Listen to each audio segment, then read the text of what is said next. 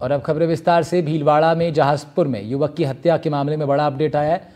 हत्या विवाद तनाव के बाद दोनों पक्षों में समझौता हो गया। पुलिस और प्रशासन के अधिकारियों ने राहत की सांस ली है। प्रशासनिक अधिकारियों और परिजनों में मांगों को लेकर सहमति बन गई है।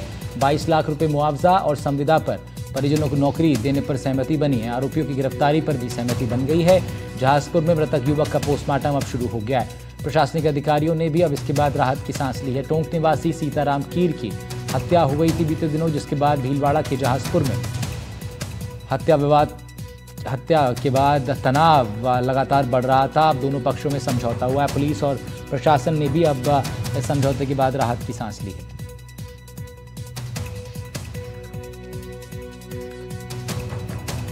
भीलवाड़ा से तस्वीरें आपको दिखा रहे हैं, जहां पर सन्नाटा नजर आ रखा था आज बाजार में, और फिर लगातार विवाद के बाद उपजे तनाव की तस्वीरें भी सामने आती रहीं। प्रदर्शन लोग करते रहे, धरना दिया जाता रहा।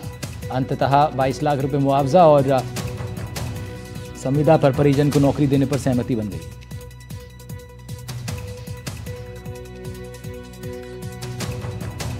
भीलवाड़ा से बड़ी खबर आप तक पहुंचा रहे हैं, जहां पर टोंक निवासी सीताराम कीर की हत्या के बाद उपजे तनाव में परिणाम अब ये निकला है कि प्रशासन और परिजनों में सहमति बन गई है। क्या क्या सहमति बनी है, क्या कुछ अभी मौजूदा अपडेट है, नवीन हमारे सहयोगी जुड़ रहे हैं, उनसे जानकारी लेते हैं। जी नवीन, बताइए।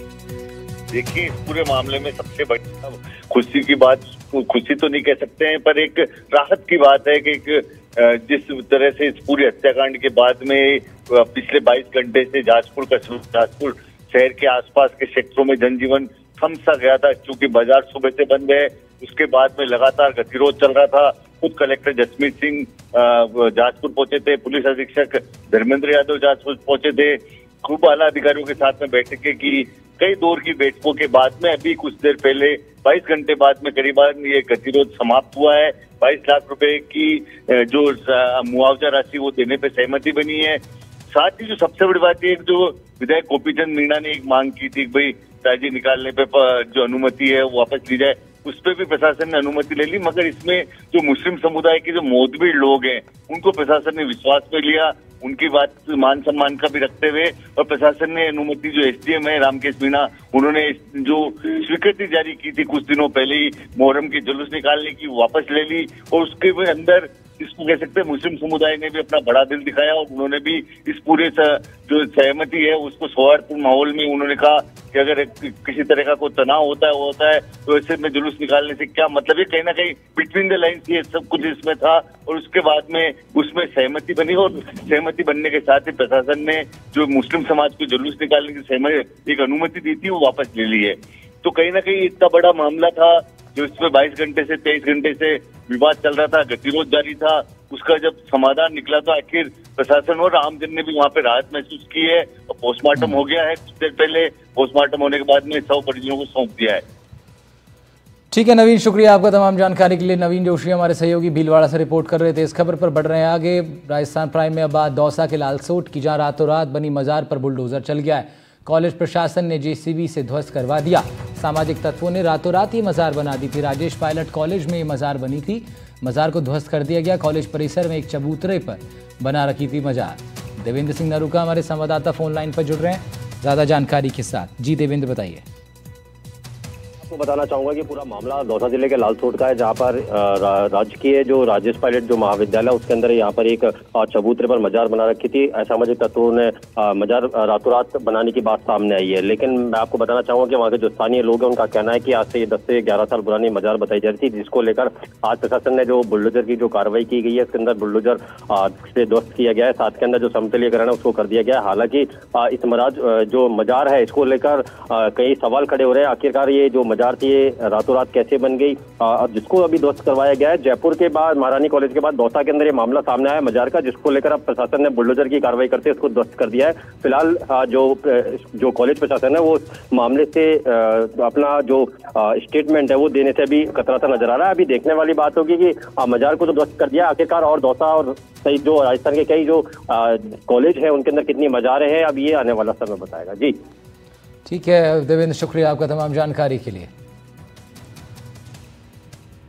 शुरू से बड़ी खबर आ रही है। रोहित गुदारा और वीरेंद्र चारण गैंग का गुर्गा गिरफ्तार हो गया। अवैध पिस्तौल और कारतूस के साथ गिरफ्तार किया गया है। 28 जिंदा कारतूस, 2 पिस्तौल इसके पास से बरामद हुई हैं। आरोपी को न्यायालय में पेश किया गया है। कोर्ट ने 4 दिन की पुलिस रिमांड पर भी इसको भेज दिया है। रोहित गोदारा गैंग से संबंधित बड़ी खबर आप तक पहुंचा रहे हैं, जहां पर वीरेंद्र चारण गैंग का एक गुर्गा गिरफ्तार हो गया, जो कि रोहित गोदारा गैंग के लिए भी काम करता था। पुलिस ने इसको 28 जिंदा कारतूस और एक अवैध पिस्तौल के साथ गिरफ्तार किया है।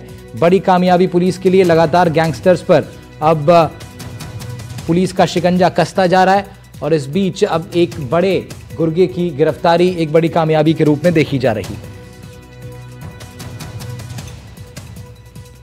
श्रीमान आईजीपी साहब द्वारा चलाए गए ऑपरेशन वज्र के तहत रतनगढ़ थाने में महिपाल सिंह गदासर है, जिसके पास से 2 पिस्टल, 3 मैगजीन और 28 राउंड बरामद, उसको गिरफ्तार किया गया, जिसको आज पेश न्यायालय कर दिनांक 9 तक पिछली रिमांड पर है। ये पहले 3 मुकदमे 2011-12 के हैं, उसके बाद कोई पटना नहीं। गजेंद्र सिंह हमारे सहयोगी जुड़ रहे हैं हमारे साथ इस खबर पर, ज्यादा जानकारी के साथ उनका रुख कर लेते हैं। जी गजेंद्र, क्या जानकारी है इस बड़ी कार्रवाई पर? निश्चित रूप से छोटे जिले के अंदर कुछ दिनों से लगातार एक के बाद एक इस प्रकार की कार्रवाई देखने को मिल रही है, जहां पर बदमाशों के खिलाफ पुलिस अभियान के तहत लगातार कार्रवाई कर रही है। ऐसे में पुलिस को कई सारी बड़ी सफलताएं भी मिल रही है। लगातार पुलिस है वो जो सक्रिय गैंग है क्षेत्र में उनको तोड़ने का काम करे। इसी के तहत ऑपरेशन वज्र के तहत पुलिस ने बड़ी कार्रवाई करते हुए एक अपराधी को गिरफ्तार किया है। अपराधी का नाम महिपाल सिंह है, जो कि कई सारे मामलों में संलिप्त है। इसके पास से पिस्टल, इसके अलावा 28 जिंदा कारतूस भी बरामद किए हैं।